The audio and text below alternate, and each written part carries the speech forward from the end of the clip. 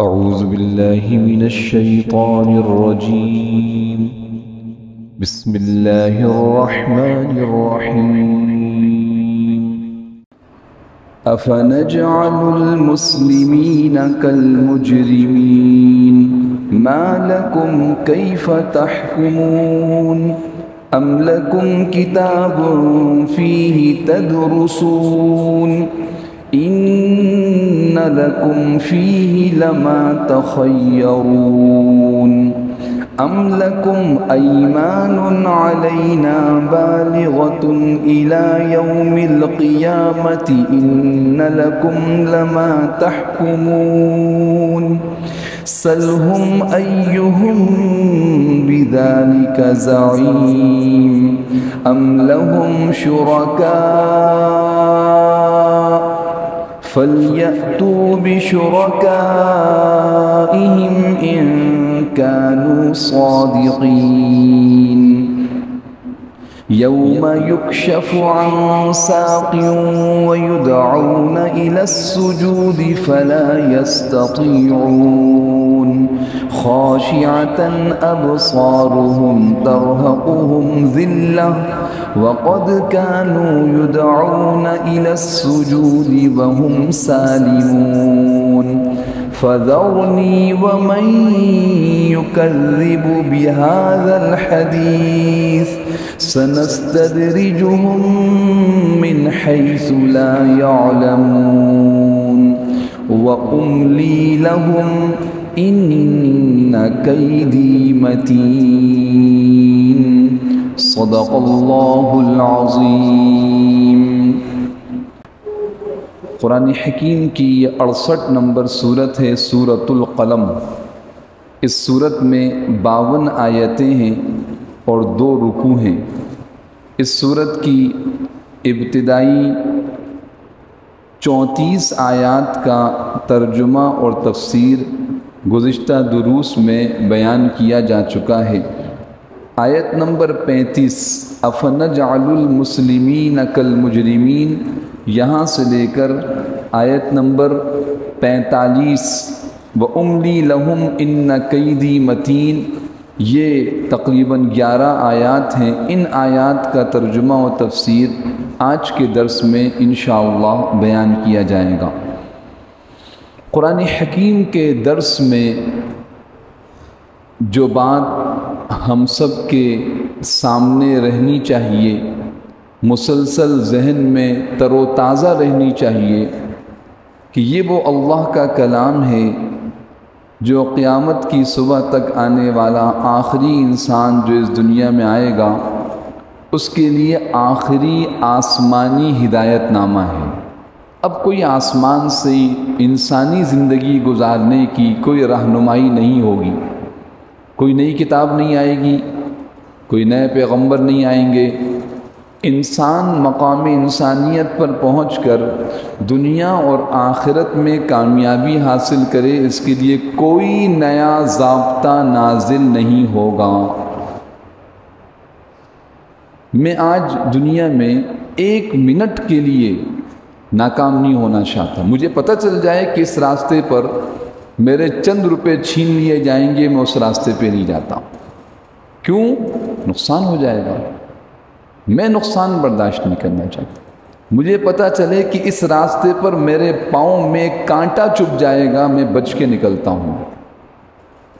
یعنی نہ اپنی جان کو نقصان پہنچانا چاہتا ہوں نہ مال کو۔ مجھے پتہ چل جائے کہ میں جس جگہ کام کر رہا ہوں میں یہاں بجائے آگے جانے کے پیچھے آؤں گا، بجائے ترقی کے میں پستی کی طرف، نقصان کی طرف، میں وہاں کام نہیں کرنا چاہتا۔ آپ سوچئے تو صحیح، میرا یہ اپنے بارے میں فیصلہ اس چند روزہ زندگی کے لیے ہے تو جو ہمیشہ ہمیشہ کی زندگی آ رہی ہے، کیا وہاں کے نقصان کا فیصلہ ہم کر سکتے ہیں یا ہمیں کرنا چاہیے؟ یقیناً نہیں۔ پھر سمجھنے کی بات یہ ہے کہ وہاں کی کامیابی کیسے حاصل ہوگی، یہ کیسے پتہ چلے گا؟ دنیا کے اندر میرے محترم دوستوں آپ اس کا علم حاصل کرنے کے لیے کہ دنیا میں کامیاب اور ترقی یافتہ زندگی گزاریں، اس کا علم حاصل کرنے کے لیے آپ نگاہ اٹھا کے دیکھیں، نظر چاروں طرف دوڑائیں، آپ کو بڑے بڑے تعلیمی ادارے نظر آئیں گے۔ جناب یہ بہت اعلیٰ قسم کا اسکول ہے، یہ بڑی بہترین یونیورسٹی ہے، یہ بڑا بہترین قسم کا کالج ہے۔ یہاں کا تعلیمی نظام ساری دنیا تسلیم کرتی ہے۔ سوچیں تو صحیح، یہ کس چیز کی تعلیم دے رہا ہے؟ یہ تعلیم صرف اس بات کی دے رہے ہیں کہ جناب آپ انسان ہیں، دنیا میں آپ اچھی انسانی زندگی گزار لیں، 40 50 60 سال اچھی زندگی، آسودہ زندگی، گارنٹی کوئی نہیں ہے، ضمانت کوئی نہیں ہے۔ ہاں راستہ دکھا دیں گے آپ کو، اس پر ساری محنت صرف ہو رہی ہے۔ پیدا ہونے کے بعد بچہ 2 2.5 سال کا نہیں ہوتا، ماں باپ فکر مند ہو جاتے ہیں، اس کو اعلیٰ تعلیم دلوانی، چلیں لفظ اعلیٰ ہٹا دیں، تعلیم دلوانی ہے۔ شعور، تعلیم کس چیز کی؟ ارے بھائی زندگی گزارنی ہے، انہی حالات میں زندہ رہنا ہے، لہٰذا ہمارا بچہ پیچھے نہ رہ جائے۔ جس حیثیت کا انسان ہو وہ آگے بڑھنا چاہتا ہے۔ یہ تمہیدی بات میں نے اس لیے رکھی ہے، ابتدائی بات، تاکہ قرآن حکیم کی اہمیت، قرآن کی ہدایات کی اہمیت کو سمجھیں اور بڑی فکر کے ساتھ، بڑے اہتمام و سنجیدگی کے ساتھ، بڑی ایک انقلابی سوچ لے کر ہم قرآن کریم کا مطالعہ کریں یا پڑھیں۔ انقلابی سوچ، مجھے آگے بڑھنا ہے۔ انقلاب کسے کہتے ہیں؟ تبدیلی، بدلنا۔ میں جہاں ہوں یہاں سے آگے جانا چاہتا ہوں، پیچھے نہیں آنا چاہتا۔ اس کی رہنمائی کہاں سے ملے گی کہ یہ جو 40 50 60 70 80 سال کی زندگی ہے، حد سے حد 100 سال لگا لیں۔ 2023 چل رہا ہے، آج سے 50 سال کے بعد، 60 سال کے بعد ہم جتنے لوگ بیٹھے ہیں، شاید کوئی ایک آدھی بچہ زندہ ہو تو ہم سب چلے جائیں گے یہاں سے، کوئی بھی نہیں ہوگا دنیا میں۔ آج 1923 میں جو لوگ تھے، آج ساری دنیا میں گنتی کے 2 4 ہی لوگ شاید ملیں گے آپ کو۔ کہاں چلے گئے؟ چلے گئے دنیا سے اپنا وقت پورا کر کے۔ کہاں گئے؟ ہمیشہ ہمیشہ کی زندگی کی طرف چلے گئے۔ اب میرے محترم دوستوں، اس چھوٹی سی زندگی اور آنے والی نہ ختم ہونے والی زندگی میں کس راستے پہ چل کے ہم کامیاب ہوں گے، اس کو قرآن بتاتا ہے، قرآن اس کی رہنمائی کرتا ہے۔ اس لیے قرآن کو سمجھنا بہت ضروری ہے۔ کوئی کتاب نہیں ہے جو ہمیں بتا سکے، ان کے پاس تو کوئی بہت بڑا نظریہ، تصور، کوئی کانسیپٹ ہی نہیں ہے قبر کی زندگی کا، تو بتائیں گے کیا؟ بہت بڑا نظریہ اگر یقین مان بھی لیں کہ ہاں بھی قبر کی زندگی ہے، تو ان کے پاس قرآن کے علاوہ کوئی ہدایت نہیں ہے، کوئی رہنمائی نہیں ہے۔ تو میرے محترم دوستوں، اس لیے ایک ایک آیت، ہر آیت کا ایک ایک لفظ، یہ ہماری زندگی کو نقصان سے بچا کر کامیابی کی طرف لے کے جانے والا۔ تو کوشش کریں گے انشاءاللہ کہ غور اور فکر کے ساتھ، اس دھیان کے ساتھ، کچھ ایک مرکزی سوچ ہونی چاہیے۔ یہ کتاب ہدایت ہے، اس کا ہر مضمون ہدایت ہی ہدایت ہے، رہنمائی ہے، تربیت ہے، راستہ دکھاتی ہے۔ ان ھذا القرآن یہدی، یہ قرآن راستہ دکھاتا ہے۔ للتی ہی اقوم، کون سا راستہ؟ جو بہترین سیدھا راستہ، آپ کو فوراً کامیابی، اور 100% یقینی راستہ، اس میں 1% بھی کوئی لا ریب، ذالک الکتاب لا ریب فی۔ اب اس صورت کے مضامین، گزشتہ آیات کا خلاصہ میں انتہائی اختصار کے ساتھ عرض کرتا ہوں۔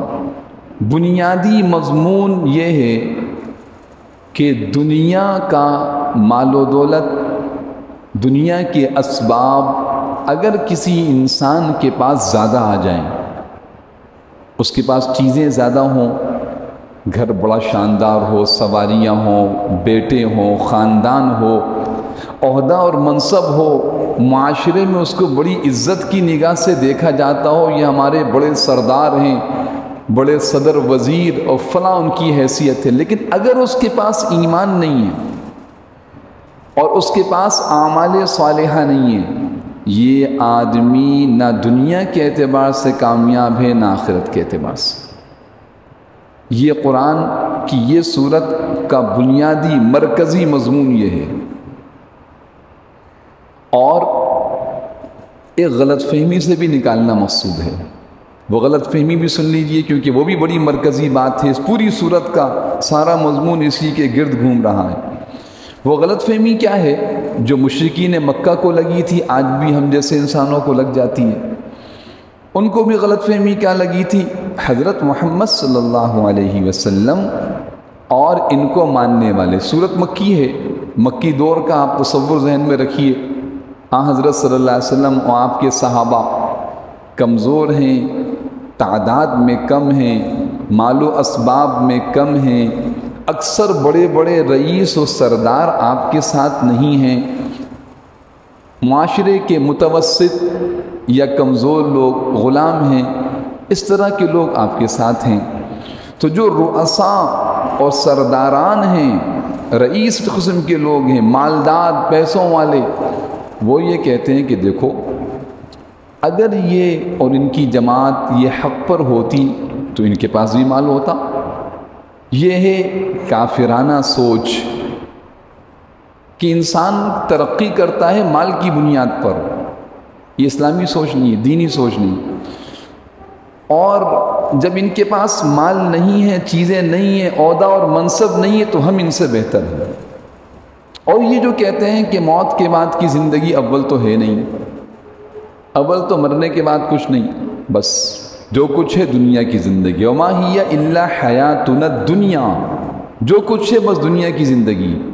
میں بار بار اس مضمون کو اس لیے عرض کرتا ہوں کہ میں بھی انہی آیات کا مخاطب ہوں، آپ بھی مخاطب ہیں، اور الحمدللہ اللہ کے فضل و کرم سے ایمان والے ہیں، کافر و مشرک نہیں ہیں۔ ہمارا تو عقیدہ ہے کہ موت کے بعد کی زندگی ہے، لیکن مسئلہ درپیش یہ ہے کہ ہم بھی اس مادیاتی دوڑ میں کفار و مشرکین کے سے ایسے متاثر ہو کے زندگی گزار رہے ہیں کہ زبان سے تو نہیں لیکن عمل سے ہم بھی کہتے ہیں کہ موت کے بعد کوئی زندگی نہیں۔ جب مسلمان کا 24 گھنٹہ صرف دنیا کو کمانے کے لیے، صرف دنیا کی عیش و عشرت کے لیے لگ رہا ہو، تو کیسا نظریہ، کیسی سوچ، کون سا عقیدہ کہ موت کے بعد کی زندگی ہے؟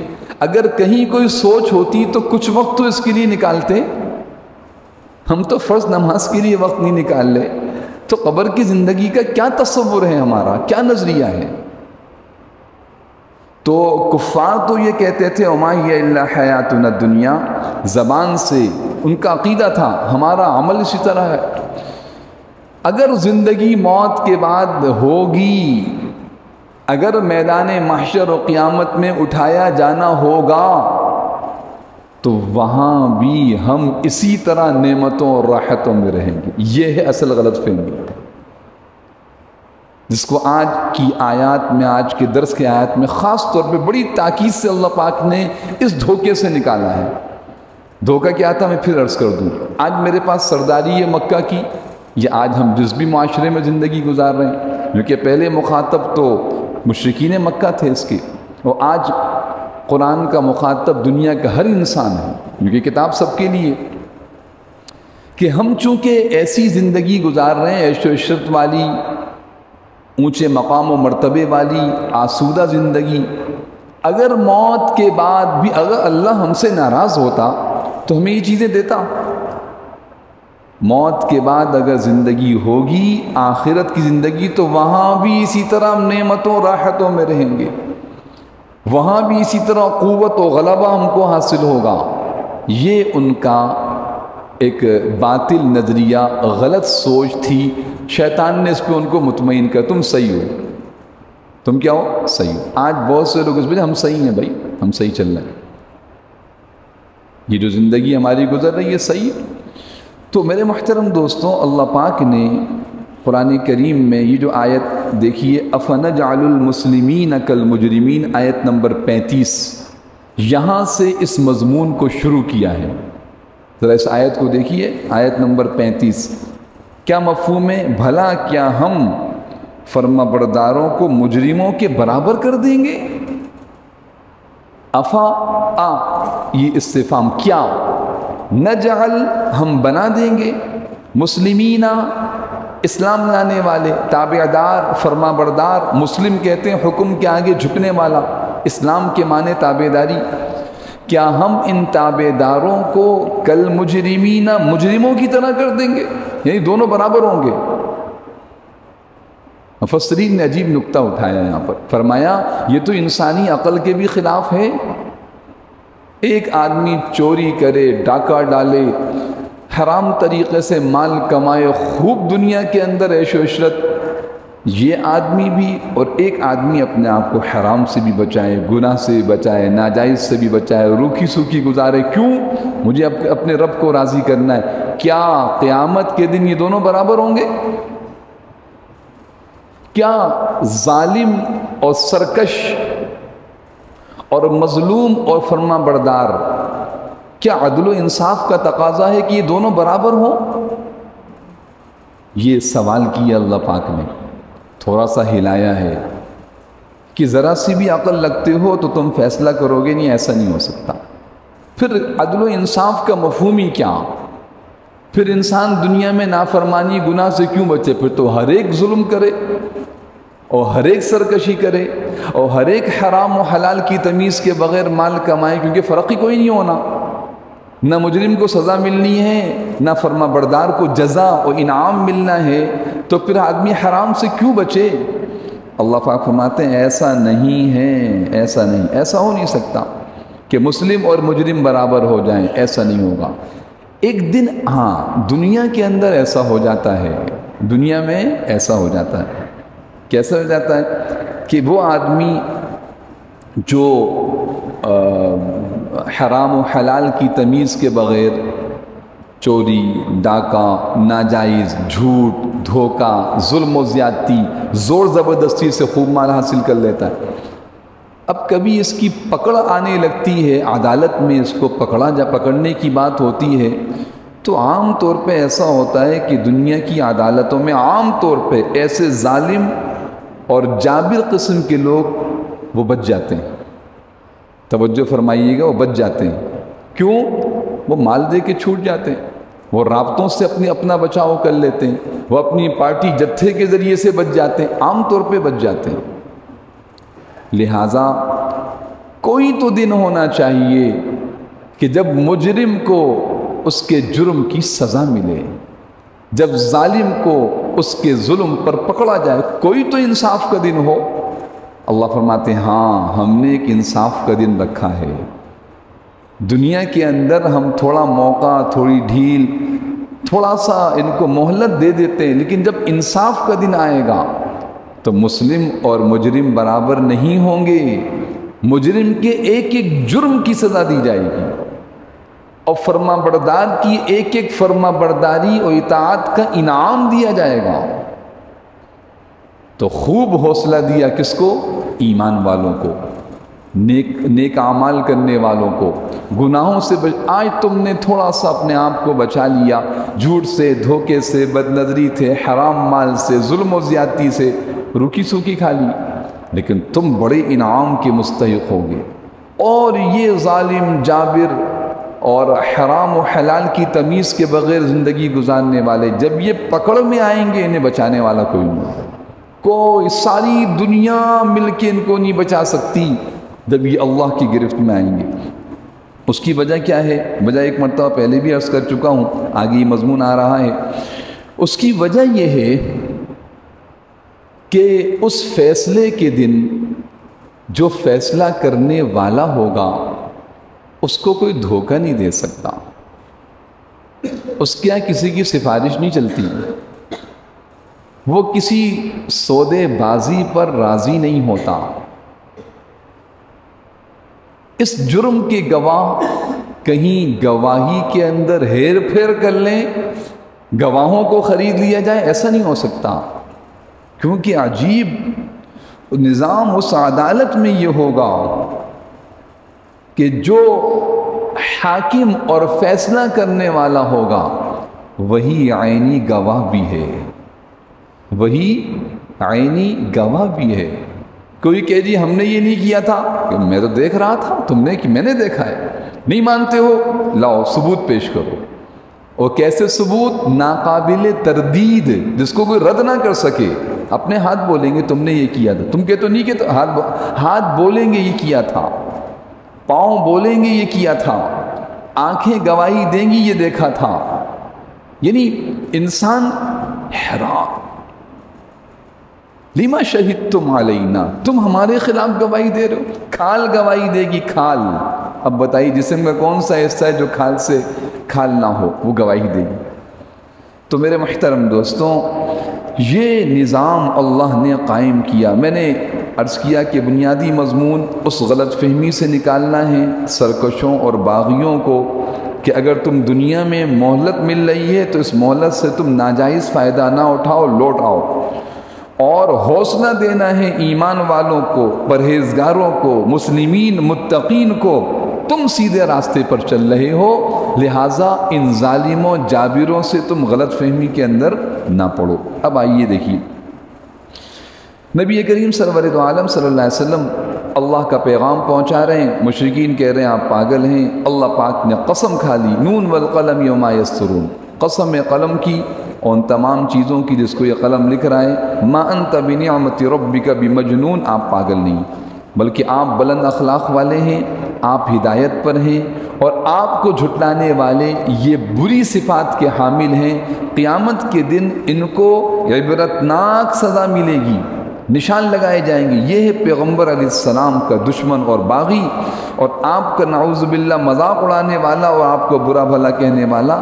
سنسمہ علی الخرطوم، ناک پر نشانی ہوگی جو سب دیکھیں گے۔ مال و دولت کا مل جانا یہ امتحان و آزمائش کے لیے ہے۔ پورا واقعہ گزشتہ درس میں آپ نے سنا ہے، اصحاب الجنہ، باغ والوں کا واقعہ۔ جو باغ یمن کا دارالحکومت صنعاء اور صنعاء سے کچھ فاصلے پر جو علاقہ ہے ذروان کا علاقہ، وہاں پر وہ باغ تھا۔ پورا واقعہ کہ باغ والوں کو باغ دیا، بچوں کی نیت خراب ہوئی، اس اللہ کی نافرمانی، آزمائش امتحان ہے مال، تم اس میں اللہ کا حکم پورا کرتے ہو، یہ اپنی منمانی اور خواہش۔ منمانی کرنے والوں کو تھوڑا سا موقع ملا، باغ پھلا اور پھولا، جب کاٹنے کا وقت آیا اللہ نے سب جلا کے راکھ کر دیا۔ سمجھایا کہ دنیا کے اندر بھی پکڑ آ سکتی ہے کہ تمہاری وہ چیزیں جس میں تمہیں مہلت دی گئی، مال و دولت و اسباب، عہدہ اور منصب، قوت و طاقت، تم نے غلط استعمال کیا، تباہ و برباد۔ اور اگر نہ ہوا دنیا میں تو موت کے ساتھ پکڑ شروع ہوگی۔ ان للمتقین عند ربہم جنات النعیم، فرمایا ان پر عذاب آیا تھا باغ والوں پر، آخرت کا عذاب بہت بڑا ہے، کاش یہ سمجھ لیں۔ اور جو پرہیزگار ہیں ان کے لیے اللہ کے پاس نعمتوں کے باغات ہیں۔ افنجعل المسلمین کالمجرمین، کیا ہم فرما برداروں کو مجرموں کے برابر کر دیں گے؟ ایسا نہیں ہوگا۔ اب چونکہ مشرکین مکہ یہ کہتے تھے، آج کا دنیا کے مال و اسباب میں زندگی گزارنے والے افراد، چاہے مسلمان ہو غیر مسلم ہو، وہ بھی اسی دھوکے میں، وہ بھی اسی غلط فہمی کے اندر ہیں۔ تو اللہ پاک فرماتے ہیں، ما لکم، تمہیں کیا ہو گیا، کیف تحکمون، تم کیسی باتیں طے کر لیتے ہو۔ تم نے اپنے بارے میں یہ طے کر لیا کہ دنیا میں ہم جس طرح زندگی گزار رہے ہیں، اگر موت کے بعد اٹھایا جائے تو موت کے بعد بھی اسی طرح عیش و عشرت۔ یہ تمہاری اپنا خود ساختہ فیصلہ ہے، ایسا نہیں ہوگا کہ دنیا میں شرک و کفر بھی کرتے رہو، آخرت میں کوئی بدلہ بھی نہ آئے۔ تو پھر متقی و پرہیزگار لوگوں کے ساتھ انصاف کیا ہوا، اور تمہارے ساتھ انصاف کیا ہوا؟ تو دیکھیے، ما لکم، ما استفہام کی، کیا ہوا، لکم تم کو، کیفا کیسا، تحکمون تم فیصلہ کر رہے ہو اپنے بارے میں، کیسے تم یہ بات طے کر رہے ہو؟ ہر بات کی کوئی دلیل ہوا کرتی ہے، کیا تمہارے پاس کوئی دلیل ہے اس بات کی؟ کوئی دلیل کہ تم جس طرح دنیا میں مال و دولت، منصب اور عہدے کے ساتھ زندگی گزار رہے ہو، مرنے کے بعد تمہیں اسی طرح عیش و عشرت ملے گی؟ ام لکم کتاب فیہ تدرسون، کیا تمہارے پاس کوئی کتاب ہے جس میں تم یہ پڑھتے ہو؟ کوئی ثبوت، کوئی دلیل کہ موت کے بعد بھی تمہاری زندگی وہ آسانی اور عافیت والی ہوگی؟ ام کیا لکم تمہارے پاس کتابن کوئی کتاب ہے، فیہی اس کتاب میں دیکھ کر تدرسونا تم یہ باتیں پڑھتے ہو، درس یدرسو تدرسو پڑھنا، درس کہتے ہیں درس قرآن، اس میں پڑھا جاتا ہے سنا جاتا ہے، کہ تم کسی کتاب میں دیکھ کر یہ بات بیان کر رہے ہو؟ کیا بات؟ ان لکم فیہ لما تخیرون، کہ تمہیں وہاں وہی کچھ ملے گا جو تم پسند کرو گے۔ غلط فہمی سے نکالا ہے، دھوکے سے نکلو، یہ چند روزہ زندگی کی عیش و عشرت پر تم نہ اتراؤ، نہ سرکشی اور بغاوت کرو، تھوڑا سا نظر دوڑائیں۔ خصوصاً آج کے دور کے مشرکین، وہ اللہ کی نعمتیں تو اللہ نے دی ہیں، طاقتیں بھی اللہ نے دی ہیں، قوتیں بھی اللہ نے دی، دنیا کے اسباب و مال بھی اس پہ اتراتے ہیں، تو اللہ فرماتے ہیں کہ دیکھو تم یہاں پر ان چیزوں سے دھوکے میں نہ پڑو، یہ آزمائش کے لیے دی گئی ہیں، وہاں ایسا نہیں ہوگا۔ ان لکم، کہ تمہارے لیے، فیہی اس جہاں میں، لما تخیرون وہ ملے گا جو تم اختیار کرو گے، چاہو گے، پسند کرو گے، یہ بات درست نہیں ہے۔ اچھا کوئی آدمی یہ کہے کہ جی میرا آپ سے وعدہ ہے کہ آپ 50 سال کے بعد، 10 سال کے بعد، 20 سال کے بعد فلاں فلاں چیز مجھے لوٹائیں گے، ایک دوسرے سے معاہدہ ہو گیا۔ قیامت کا دن یہ تو نظام اللہ کا چلے گا، فیصلہ تو اللہ کا ہوگا، تو اللہ پاک یہ اگلی آیت نمبر 37-38 میں فرما رہے ہیں، 39 میں، ام لکم ایمان، آیت نمبر 39، کیا تمہارے لیے تم نے ہم سے قیامت کے دن تک باقی رہنے والی قسمیں لے رکھی ہیں کہ تمہیں وہی کچھ ملے گا جو تم طے کرو گے؟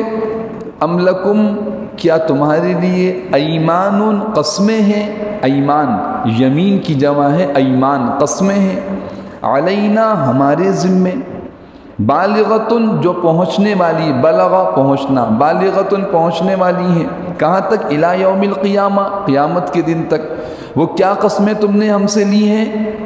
یعنی تمہارا گمان ہے کہ ہم نے قسموں کے ساتھ تمہیں اس کی اجازت دے دی ہے، تمہیں اطمینان دے دیا ہے، ان لکم لما تحکمون، کہ یقیناً تمہارے لیے ہوگا قیامت کے دن جس میں وہ چیزیں جس کو تم طے کرو گے، تحکمون فیصلہ کرو گے۔ یہ کیوں کہا جا رہا ہے؟ دیکھیے موجودہ زندگی میں نعمتوں پر مطمئن رہنا اور غلط فہمی میں رہنا، یہ انسان کو ہدایت کے راستے سے روک دیتا ہے، جیسے ان کو روک رکھا تھا مشرکین مکہ کو، آج کے لوگوں کو بھی روک رکھا ہے۔ مطمئن ہیں، جو چیزیں ہمارے پاس ہیں ہم صحیح ہیں، بلکہ اتنا مطمئن ہو گئے کہ ہم اچھے ہیں اللہ کی نگاہ میں، جبھی تو ہمیں دیا گیا ہے۔ اگر ہم اچھے نہ ہوتے، اللہ ہم سے ناراض ہوتا تو یہ چیزیں دیتا ہم کو؟ اللہ ہم سے ناراض نہیں۔ تو اللہ پاک فرما رہے ہیں کہ کیا تمہارے پاس کوئی کتاب ہے جس میں دیکھ کر تم نے فیصلہ کیا؟ کیا تمہاری اللہ کے ساتھ کوئی قسموں والا معاہدہ ہوا ہے؟ تیسری بات، سلہم ایہم بذالک زعیم، آیت نمبر 40، اے پیغمبر صلی اللہ علیہ وسلم ان سے آپ پوچھئے کہ ان میں سے کون ہے جس نے اس بات کی ضمانت لے رکھی ہو؟ زعیم گارنٹیئر، گارنٹی دینے والا، ضامن، زعیم، کہ سلہم آپ ان سے پوچھئے، ایہم ان میں سے کون ہے، بذالک اس بات کا، زعیم ضامن، کس بات کا؟ کہ جی جناب بس یہ عیش و عشرت والی زندگی، ہم صحیح راستے پر ہیں، اور موت کے بعد بھی ہمیں اگر مرنے کے بعد کوئی زندگی ہوگی تو وہاں بھی اسی طرح ہم ہوں گے، کیونکہ اگر ہمارا رب ہم سے ناراض ہوتا تو ہمیں یہ دنیا کی نعمتیں نہ دیتا۔ ام لہم شرکاء، اسی مضمون کو آگے بیان فرمائیں، کیا ان کے پاس کوئی ان کے مانے ہوئے کچھ شریک ہیں جو یہ ضمانت لیتے ہوں؟ اگر ہیں فَلْيَأْتُوا بِشُرَكَائِهِمْ إِنْ كَانُوا صَادِقِينَ، تو پھر لے آئیں اپنے ان شریکوں کو اگر وہ سچے ہیں۔ بس یہاں تک اس مضمون کو ان کو بار بار پکارا ہے، بلایا ہے، سمجھایا ہے کہ اگر تمہارے پاس کوئی شریک ہے، تم نے یہ سوچ رکھا ہے کہ ان کے پاس جو بت تھے مشرکین مکہ کے پاس، ان کے بارے میں ان کا نظریہ و عقیدہ یہ تھا کہ یہ اللہ کے ساتھ نعوذ باللہ شریک ہے، یہ اللہ کے ساتھ مل کے کام کر رہے ہیں، جس کو شرک کہا جاتا ہے۔ تو اللہ پاک نے فرمایا اس آیت میں تم بتاؤ، تم جو مطمئن ہو اپنی اس کفر و شرک والی زندگی پر، کیا تمہارے کچھ شرکا ہیں؟ ام لہم شرکا، جو تمہیں یہ کہتے ہیں کہ ہاں اسی طرح زندگی گزارتے رہو، موت کے بعد تم ہی کامیاب ہوگے اور تمہیں کوئی تکلیف نہیں پہنچے گی، تم پر کوئی عذاب نہیں آئے گا۔ فَلْيَأْتُوا بِشُرَكَائِهِمْ، لے آئیں اپنے شرکا کو، ان کانوا صادقین، شرکا جمع ہے شریک کی، لے آئیں اپنے شریکوں کو، ان کانوا صادقین، اگر یہ سچے ہیں۔ یقیناً ایسی کوئی بات نہیں ہے، ایسی کوئی بات ہے ہی نہیں کہ مشرکین کے پاس کوئی دلیل ہو، کوئی ثبوت ہو، کوئی گارنٹی دینے والا ضامن ہو، یا ان کے پاس کوئی ایسی مضبوط ہستیاں ہوں جو نعوذ باللہ اللہ کے ساتھ مل کر اس کائنات کے نظام کو چلا رہی ہوں، انہوں نے ان کو یقین دہانی کرا دی۔ ایسا کچھ بھی نہیں۔ جب ایسا کچھ بھی نہیں ہے تو اللہ پاک فرما رہے ہیں اب ہم تمہیں منظر دکھاتے ہیں۔ کون سا منظر؟ وہ منظر جب میدان محشر میں سارے انسان کھڑے ہوں گے، یہ مشرکین مکہ، اخنس ابن شریق، اسود ابن یغوث، یہ امیہ ابن خلف اور باقی دیگر ابو جہل، ولید، عتبہ، شیبہ، یہ جتنے بھی مکہ میں رہنے والے آپ صلی اللہ علیہ وسلم کی مخالفت میں کھڑے ہونے والے، یہ اس وقت کے لوگ اور آج کے لوگ بھی لے لیجیے آپ، یہ ساری دنیا کا باطل، یہ سارے یہودی، یہ سارے نصرانی جو یہودیت اور نصرانیت پر مریں گے، جو ایمان لے آئے وہ تو اللہ کے نیک بندے ہو گئے، یہ سارے مجوسی، یہ سارے ہندو، یہ سارے باطل مذاہب والے، یہ قرآن کا انداز ہی یہی ہے، سمجھنا چاہیے، یہ سارے کے سارے قیامت کے دن اللہ کے سامنے کھڑے ہوں گے اور وہاں ساق کی تجلی ہوگی۔ یہ خاص تجلی کا ذکر ہے، اس کو ذرا سمجھیے۔ ساق کی تجلی، یوم یکشف عن ساق ویدعون الی السجود فلا یستطیعون۔ آج ہم اس کتاب کے ذریعے سے، اس کلام کے ذریعے سے ساری دنیا کے کافروں مشرکوں جو ہمارے بندے ہیں انہیں ہم دعوت ایمان دے رہے ہیں، دعوت اطاعت دے رہے ہیں، جھک جاؤ ہمارے آگے۔ یہ جو یسجدون فرمایا، ادھر سجودی سجدے کی طرف بلائے جائیں گے۔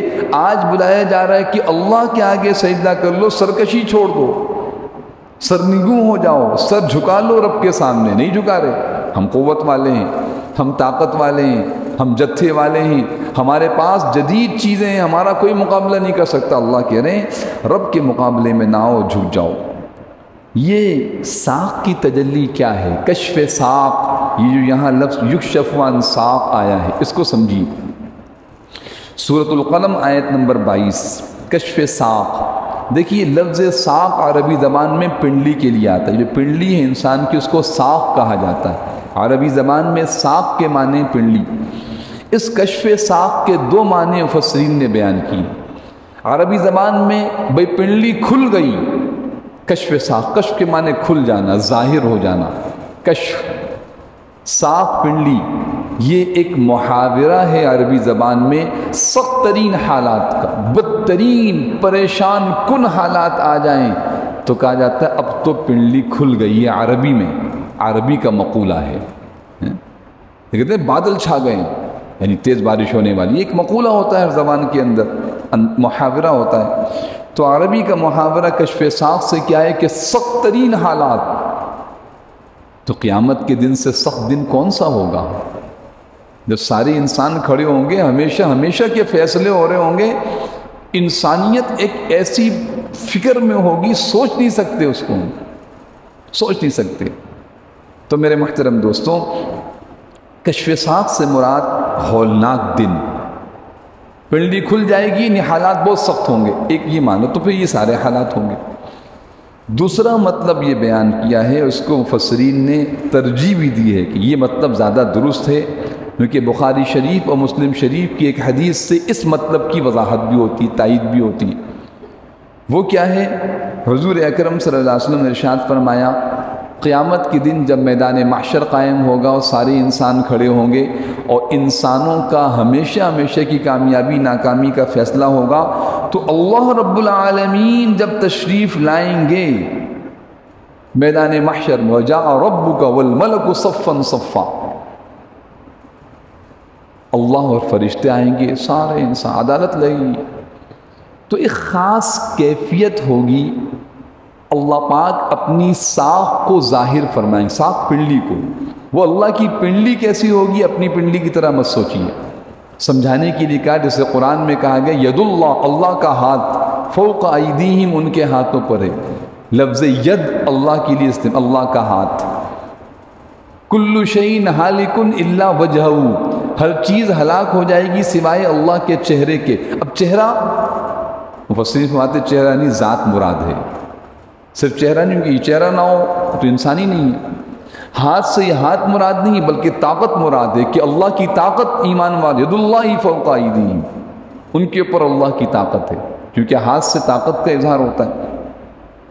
تو یہاں ساکھ اور پنڈلی سے بھی ایک خاص کیفیت ہوگی کہ پورے میدان محشر پہ ایک ایسی کیفیت طاری ہو جائے گی کہ بے اختیار بلایا نہیں جائے گا، آؤ آؤ سجدہ کرو، آؤ نماز پڑھو، حی علی الصلاۃ، حی علی الفلاح، نہیں، نماز کا وقت ختم، روح نکل گئی، نماز اب کوئی نماز نہیں ہے، اب کوئی روزہ نہیں ہے، اب کوئی زکوٰۃ نہیں ہے، اب جھوٹ دھوکے رشوت سے بچنا نہیں ہے، یہ صرف سانس تک تھا۔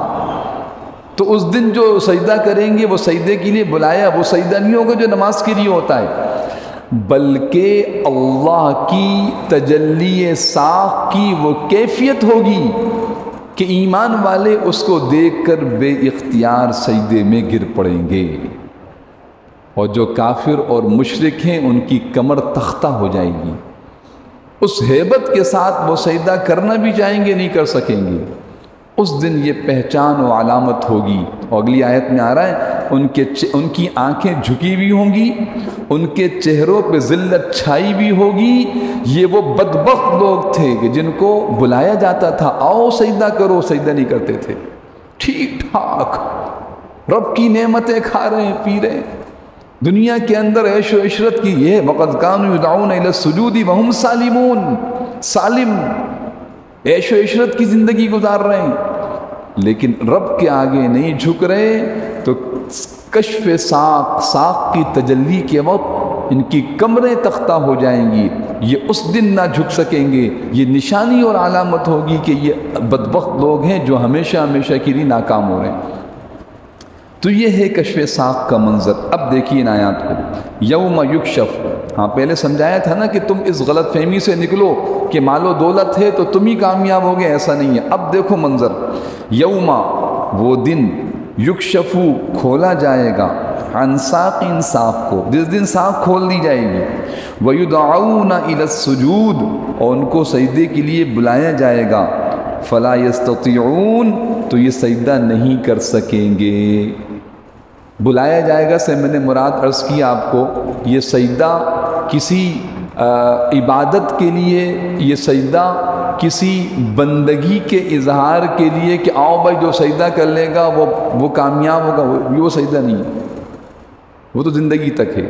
یہ علامت اور نشانی ہوگی کہ تم دنیا میں نافرمان اور باغی رہے، آج تم رب کے آگے جھکنے کے لائق نہ رہے، نشانی ہوگی۔ یدعون الی السجود، سجدے کے لیے بلایا جائے گا، فلا یستطیعون، سجدہ نہیں کر سکیں گے۔ کیا ہوگا پھر؟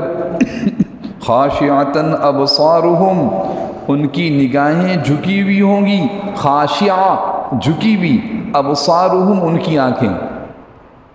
آج آنکھیں اٹھا کر اپنی طاقت اور قوت کا دبدبہ دکھانے والے ایسے سر جھکائے ہوئے، آنکھیں جھکی ہوئی، نادم ہوں گے۔ ترحقہم ذلہ، ان پر ذلت چھائی بھی ہوگی، ترحقو، چھائی بھی ہوگی، ہم، ان کے اوپر، ذلت، ذلت۔ ہاں، آج اپنے آپ کو عزت والا سمجھنے والے کل ذلیل ہوں گے۔ اور پھر وجہ بیان کر رہے ہیں اللہ پاک، وَقَدْ كَانُوا يُدْعَوْنَ إِلَى السُّجُودِ وَهُمْ سَالِمُونَ، کہ اس وقت بھی انہیں سجدے کے لیے بلایا جاتا تھا جب یہ لوگ صحیح سالم تھے، اس وقت قدرت کے باوجود یہ انکار کرتے تھے، آج قدرت بھی نہیں ہے، آج قدرت بھی نہیں، تو آج قدرت ہے، یعنی میدان محشر میں قدرت نہیں ہو، آج قدرت ہے۔ تو میرے محترم دوستوں، کتنا ضروری ہے کہ ہر فرد بشر اپنے رب کے آگے جھک جائے۔ یہ ہے قرآن کی تعلیم، یہ ہے قرآن کی ہدایت اور رہنمائی، یہ ہے قرآن ہمیشہ ہمیشہ کی ناکامی سے انسان کو نکال رہا ہے۔ دیکھو اس دن کی ناکامی سے بچنے کے لیے آج اپنے رب کے آگے جھک جاؤ، رب کو پہچان لو، اس کے آگے جھک جاؤ، ورنہ کل جھک نہ سکو گے سوائے ذلت، افسردگی، افسوس اور ندامت کے کچھ ہائے، یعنی انسان ہاتھ کاٹنا شروع کر دے گا۔ یعض الظالم علی یدی، جیسے آج افسوس کے اندر ہائے افسوس، آدمی کپڑا پھاڑ لیتا ہے، چیز گرا دیتا ہے، یہ چھوٹی چھوٹے لوگ، ہاتھ کاٹنا شروع کرے گا، کاٹ کے چباتا چلا جائے گا، احساس تک نہیں ہوگا نقصان اتنا بڑا ہوا ہے۔ اس بڑے نقصان سے قرآن نکال رہا ہے۔ میں نے شروع میں تمہید عرض کی تھی، جہاں کانٹا بھی چبھتا ہے میں چل کے نہیں جاتا، مجھے پتہ تو چلے کہ راستہ کانٹوں کی طرف جاتا ہے یا یہ راستہ باغات کی طرف جاتا ہے، کون بتائے گا؟ قرآن بتائے گا۔ قرآن نے کہا دیکھو وہ بڑے بڑے مالدار لوگ آئے، بڑے بڑے باغات لگائے، بڑی حکومتیں، بڑی سلطنتیں، بڑے ظالم و جابر، لاکھوں بچوں کو قتل کروایا فرعون نے، سر میں درد تک نہ ہوا، اور کتنی بڑی سلطنت ہوگی آج نامعلوم کسی کو ملے بھی نہ ملے قیامت تک، کہنے لگا میں انسان نہیں ہوں، رب ہوں تمہارا رب۔ کوئی سخت، یعنی آپ سمجھیں کہ بڑی طاقتور حکومت ہوگی، انا ربکم الاعلی، میں تمہارا رب ہوں۔ تو فرمایا وہ ساری طاقتیں ختم، اور اس وقت کیا حال ہے ان کا؟ یہ رب کے آگے آنکھیں جھکی ہوئی ہیں، چہرے سیاہ ہیں، اور کھینچ کے ہمیشہ ہمیشہ کے لیے جہنم اس کے عذابات ہیں۔ یہ آیت نمبر 43 ہوئی۔ دو آیتیں آج کے درس میں آخر میں اور دیکھ لیجئے، یہ آیتیں ہی بڑی عجیب ہیں، جہاں یہ ظالموں، باغیوں، مشرکوں، قاتلوں، دنیا میں اللہ کی نافرمانی کے ساتھ زندگی گزارنے والے سرکشوں کے لیے تنبیہ ہے، اس کے اندر غور و فکر ہے۔ وہیں ایمان والوں، مظلوموں، ظلم کی چکی میں پسنے والوں کے لیے بڑی اس میں حوصلہ اور تسلی بھی ہے۔ کیا فرمایا؟ مضمون یہ ہے، اب دیکھیے ایک دو دن نہیں تھے، 13 سال گزرے تھے، مارا جا رہا ہے، پیٹا جا رہا ہے، کھانا پینا بند کیا جا رہا ہے۔ ظلم کیا ہے؟ جرم کیا ہے؟ لا الہ الا اللہ محمد الرسول اللہ، اس کے علاوہ جرم کوئی نہیں۔ کلمہ چھوڑ دیں، ساری راحت ان کے لیے۔ اس کلمے کے ساتھ صحابہ کرام نے اور آپ صلی اللہ علیہ وسلم نے 13 سال گزارے تھے مکہ کے اندر۔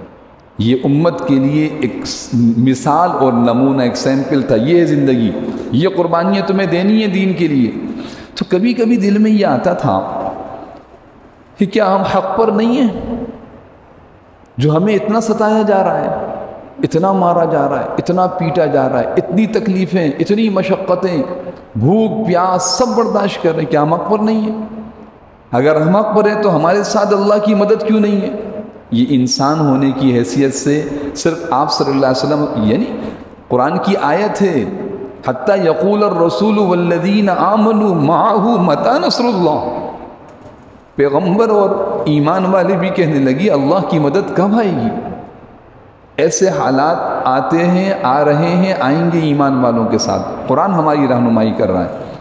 تو یہ سوال دل میں آتا ہے کہ ہم تو حق کی دعوت دے رہے ہیں، حق پر جمے ہوئے ہیں، رب ہمارے ساتھ ہے، پھر ہمارے ساتھ یہ ظلم و زیادتی۔ تو اللہ پاک فرماتے ہیں کہ یہ ہمارا نظام ہے کہ ہم ظالموں کو تھوڑی سی مہلت دیتے ہیں کہ کاش وہ سمجھ جائیں، لوٹ آئیں تو عذاب سے بچ جائیں گے، ہماری پکڑ سے بچ جائیں گے، اور اگر نہ لوٹیں تو ان کو ہم تھوڑا ڈھیل دے رہے ہیں، موقع دے رہے ہیں، اور پھر ہم ان کو وہاں سے پکڑیں گے، ان کی سوچ بھی نہیں ہوگی۔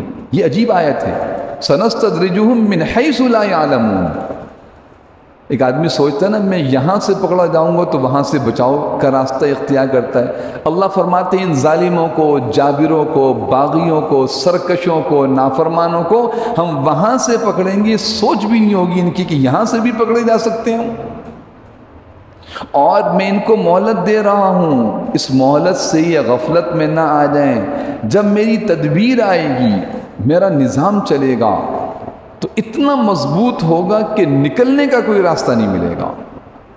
اور یہ ایسا نہیں ہوا، اللہ پاک نے دکھایا سابقہ امتوں میں بھی دیکھ لیجئے، ایک دو نہیں لاکھوں بچے پیدا ہونے والا بچہ وہ قتل کر دیا جاتا تھا۔ فرعون نے کہا لاکھوں بچے قتل کروا دیے۔ حیوانوں سے زیادہ بدتر زندگی گزار رہے تھے موسیٰ علیہ السلام پر ایمان لانے والے، اور فرعون اور اس کا لشکر اور اس کے قبطی جو تھے وہ آئے دن صبح شام کوئی نہ کوئی ظلم ڈھا رہے تھے، جس کو قرآن کہتا ہے یذبحون ابناءکم ویستحیون نساءکم، تمہارے بیٹوں کو ذبح کر دیتے تھے۔ لیکن جب پکڑ آئی تو کہاں سے آئی؟ سوچ بھی نہ تھی کہ اسی سمندر میں جا کے غرق بھی ہو جاؤں گا۔ کہنے لگا یہ دیکھیں یہ سمندر نے میری راستہ بنایا ہے۔ اللہ پاک نے اس کو اندر بلایا اور اسی میں ڈبایا، اور ڈبانے کے بعد جب یقین ہو گیا کہ میں تو نشے میں تھا، اب نشہ اترا، تو اللہ نے فرمایا اب ایمان لانے کا کوئی فائدہ نہیں، ہم تمہیں قیامت تک کے انسانوں کے لیے نمونہ نشان عبرت بنائیں گے۔ آج بھی فرعون کی لاش موجود۔ یہ تو ایک فرعون تھا، دنیا کے ہر ظالم و جابر کا یہی انجام ہے۔ یہ قرآن کا فیصلہ ہے۔ ان آیات کو دیکھیے اب، اللہ اکبر، فذرنی ومن یکذب بہذا الحدیث سنستدرجہم من حیث لا یعلمون۔ لہذا اے پیغمبر، جو لوگ اس کلام کو جھٹلا رہے ہیں انہیں مجھ پر چھوڑ دو۔ اللہ نے عجیب انداز کہا مجھ پر چھوڑ دو، تم اپنے دین پر جمے رہنا، اس کو نہ چھوڑنا، تم حق پہ، حق کی دعوت پر، ایمان و عمل پر جمے رہو، اٹھاؤ مشقتیں، قربانیاں، تکلیفیں، تمہاری ہر مشقت کا بدلہ دیا جائے، ہر تکلیف کا اجر ملے گا۔ ایسا نہیں تھا کہ حضرات صحابہ کرام ان قربانیوں مشقتوں کو اٹھا کر ایمان پر جمے رہتے تھے، آسان بات نہیں ہے۔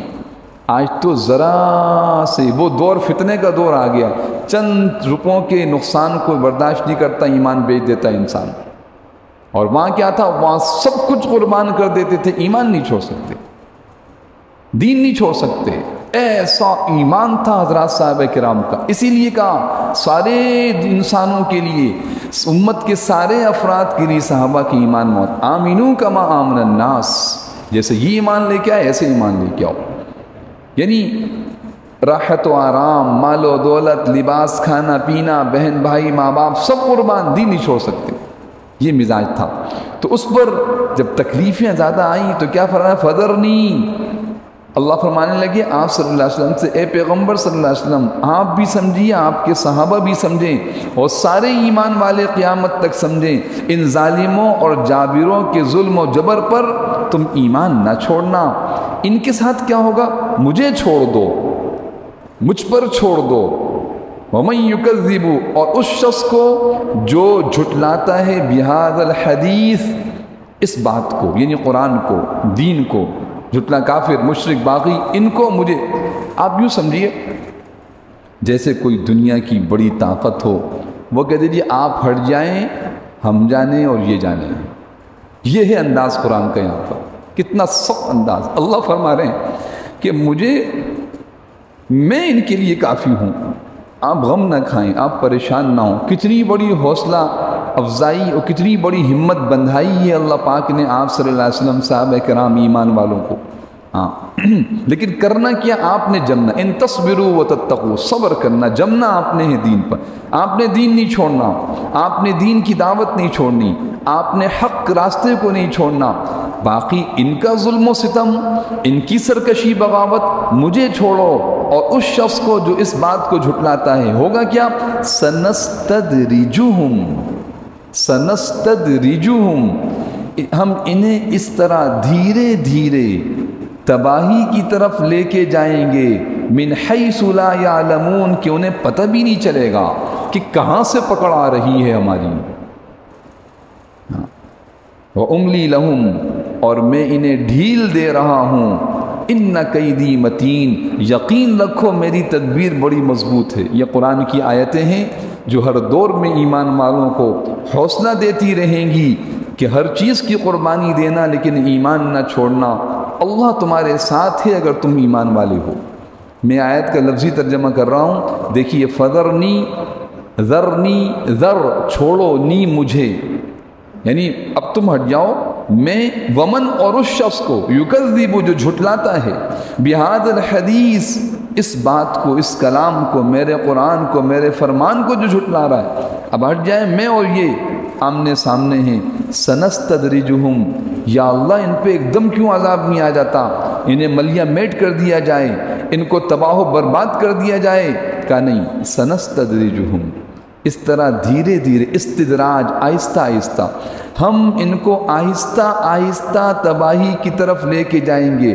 من حیث اس جگہ سے اس مقام سے اس راستے سے لا یعلمون یہ جان بھی نہیں سکتے اس کو. ان کی سوچ و گمان بھی نہیں ہوگا ان کے علم میں بھی نہیں ہوگا. انہیں پتہ بھی نہیں چلے گا کس راستے سے ہم تباہ و برباد ہو رہے ہیں. غزوہ بدر کے اندر دیکھیے بڑے ہی طاقت کے ساتھ آئے تھے یہ بتانے کے لیے کہ اچھا تم نے ہمارے تجارتی قافلے پر ہاتھ ڈالا اب تمہیں ہم بتاتے ہیں کہ ہم کون ہیں. اور جناب گانے والی عورتیں اور مال و اسباب خوب تیاری کے ساتھ پہنچ گئے. اللہ پاک نے 70 بڑے بڑے سرداروں کو اسی بدر کے مقام پر مردار کر دیا. آپ صلی اللہ علیہ وسلم نے بتایا یہاں فلاں مرے گا یہاں فلاں مرے گا یہاں فلاں مرے گا. احد کے اندر کیا ہوا اچھا ہمیں نقصان پہنچایا پھر تیاری کے ساتھ آئے اللہ نے پھر برباد کیا. یہ اللہ کا نظام ہے میرے محترم دوستوں. لیکن یاد رکھیے یہ نظام اللہ کا ایمان اور اعمال صالحہ کے ساتھ چلتا ہے. یہ نظام ایمان والوں کی قربانیوں کے ساتھ جڑا ہوا ہے. اگر وہ نہ قربانی دیں نہ دین پر جمیں اگر وہ دین کو چھوڑ دیں دنیا کے مال و اسباب پہ بھروسہ کریں پھر ایمان والے اللہ کی مدد و نصرت سے محروم ہو جاتے ہیں. ایمان والے اللہ کی وہ بھروسہ کریں مال و اسباب پر وہ تعلقات قائم کریں یہود و نصارہ کے ساتھ ان پر اعتماد کریں ان سے معاہدے کریں. اب تم ایمان والے نہیں ہو تم اللہ کی نگاہ میں گر چکے ہو. اس لیے فرمایا کہ میں انہیں وہاں سے پکڑوں گا کہ انہیں پتہ بھی نہیں چلے گا. املی لہم میں نے ڈھیل دے رہا ہوں. ان قیدی متین یقین رکھو کہ میری تدبیر بڑی مضبوط ہے. قیدی میری تدبیر میری پکڑ متین بہت سخت ہے. جب میں پکڑنے پہ آتا ہوں تو کوئی بچانے والا نہیں ہوتا. اللہ سبحانہ و تعالی ان آیات کا یقین نصیب فرمائے اور اللہ نے ہمیں جو نعمت مال و اسباب کی دنیا کی مال و اسباب جان اور خاندان کی صورت میں جس صورت میں جو نعمتیں دی ہیں اللہ ہمیں ان نعمتوں میں اپنی فرما برداری کو پورا کرنے کی توفیق عطا فرمائے. اس آزمائش و امتحان میں اللہ ہمیں کامیاب فرمائے.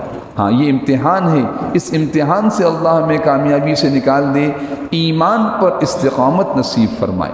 یہ حضور علیہ السلام نے فرمایا تھا کہ ایک زمانہ ایسے آنے والا ہے کہ ایمان پر قائم رہنا اتنا مشکل ہو جائے گا جیسے کہ دہکتے ہوئے انگارے کو ہاتھ میں رکھنا. دیکھتا انگارہ ہاتھ میں لے کے چلے آؤ ہاتھ جل رہا ہے برداشت کر. جس طرح وہ مشکل 1 منٹ کے لیے آدمی برداشت نہیں کرتا ایک دم چھوڑ دیتا ہے کہ ایسے لوگ ایمان کو چھوڑیں گے. تو اللہ سے دعا مانگنی چاہیے کہ اللہ ہم آپ سے ایک ایسا ایمان مانگتے ہیں جو کامل ہو اور قائم رہنے والا ہو اعمال صالحہ پر جمنے کی توفیق عطا فرمائیں. اور جو کچھ اللہ نے اس مختصر سی زندگی میں ہمیں اپنی نعمتوں سے نوازا ہے ان نعمتوں کے اندر اس جان و مال میں اللہ اپنی فرما برداری اطاعت گزاری اور کی توفیق عطا فرمائے اور اس کے امتحان میں اللہ کامیاب فرمائے. ان آیات کو میرے ساتھ ایک مرتبہ پڑھ لیجئے مفہوم پر غور کرتے ہوئے. بسم اللہ الرحمن الرحیم أفنجعل المسلمين كالمجرمين ما لكم كيف تحكمون أم لكم كتاب فيه تدرسون إن لكم فيه لما تخيرون أم لكم أيمان علينا بالغة إلى يوم القيامة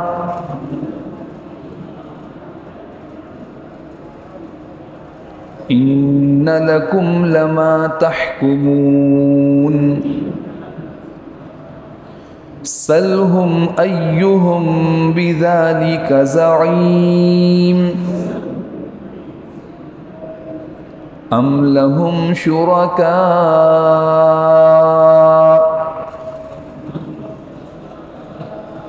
فليأتوا بشركائهم إن كانوا صادقين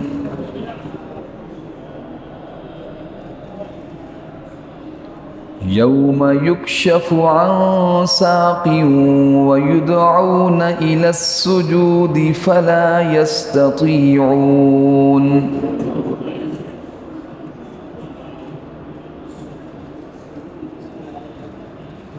خاشعة أبصارهم ترهقهم ذلة وقد كانوا يدعون إلى السجود وهم سالمون فذرني ومن يكذب بهذا الحديث سنستدرجهم من حيث لا يعلمون وأملي لهم إن كيدي متين صدق اللہ العظیم۔ ایک اور اہم بات دیکھیے، یہ جو اس درس میں آیت نمبر 43 ہے، اس پہ بھی ہمیں بہت زیادہ خود بھی عمل کرنا چاہیے اور اپنے ماحول میں جو لوگ ہم سے جڑے ہوئے ہیں ان کو ترغیب دینی چاہیے۔ یہ جو ساق کی تجلی ہوگی اور ایمان والے اللہ کے آگے جھک جائیں گے، سجدے میں گر پڑیں گے، اس کیفیت و منظر کو دیکھ کر یہ کون گرے گا جو دنیا میں سجدہ کرتا ہوگا؟ جو دنیا میں سجدہ نہیں کرے گا تو اس دن بھی سجدے سے محروم رہے گا اور ناکام اور نامراد ہو جائے گا۔ تو خود بھی اہتمام کریں، اپنے گرد و پیش میں اپنے ساتھ جڑے ہوئے ہر فرد کے لیے ہم کوشش کریں کہ وہ آج نماز کا اہتمام کریں۔ یدعون الی السجود وہم سالمون، سجدے کے لیے بلایا جا رہا ہے، ٹھیک ٹھاک صحت مند کھا رہے ہیں پی رہے ہیں، لیکن اللہ کے آگے یدعون، روزانہ بلایا جا رہا ہے، 5 وقت بلایا جا رہا ہے۔ لہٰذا سب سے پہلے ہم سب مجھ سمیت ہم سب جو بیٹھے ہیں مستورات ہیں، ہم عزم کریں کہ ایک وقت کی نماز نہیں چھوڑیں گے، اہتمام سے۔ ہاں، یہ سب سے بڑا عمل ہے ایمان کے بعد نماز، اس کا اہتمام ہو۔ پھر اس کے بعد جو لوگ ہمارے ساتھ جڑے ہوئے ہیں، میرا بھائی ہے، میری بہن ہے، میرے گھر کے لوگ ہیں، میرے دوست ہیں، میرے ساتھ کام کرنے والے ہیں، میرے رشتہ دار ہیں، کوئی ایک بے نمازی نہ کیسے ہو کہ حی علی الصلاح حی علی الفلاح کی آواز تو آئے۔ یدعون الی السجود، سجدے کے لیے بلایا جا رہا ہے، وہم سالمون، ٹھیک ٹھاک ہیں، کوئی بیماری شدید بیماری ہو ایک عذر ہے، کچھ بھی نہیں، بس دفتر کا کام ہے، دوستوں میں بیٹھے ہیں، سونے کا وقت ہے، راحت و آرام ہے، نیند کا تقاضا ہے، یا اور جو بھی عمل ہمارے سامنے، کوئی اللہ کے یہاں عذر نہ ہوگا۔ کتنی ذلت اور رسوائی ہوگی کہ ترہقہم ذلہ، ذلت کہ سب لوگ تو سجدے میں جھک رہے ہیں اللہ کے اس منظر کو، کشف ساق کی تجلی کے موقع پر، اور جو لوگ دنیا میں سجدہ نہیں کر رہے ہیں وہ اس دن بھی سجدے سے محروم ہیں۔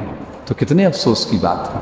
اس لیے کوشش ہو معاشرے میں نماز کے قیام کی کوشش کرنا، یہ ہر مسلمان کی ذمہ داری ہے۔ کوشش کیجئے اللہ پاک ہم سب کو آخری سانس تک نماز کو اہتمام سے ادا کرنے کی توفیق عطا فرمائے۔